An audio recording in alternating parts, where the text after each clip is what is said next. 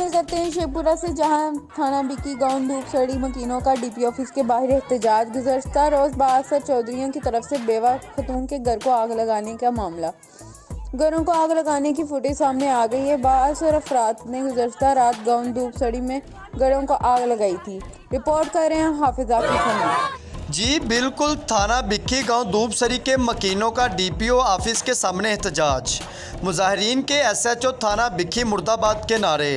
मुलजमान का कहना है गुज़श्ता रात हमारे घरों को आग लगाई गई। असी अपना एहतजाज कर रहे हैं लेकिन साड़ी सुनते नहीं। ये साडा मुतालबा है कि डीपीओ साहब जान, साडे घरां दे वकूए वेखन, अग लगी वेखन, साडे लुटे घर वेखन, साडे पुटे पंप वेखन, साडे पुटे मीटर वेखन, साडे घर पानी नहीं, बिजली नहीं।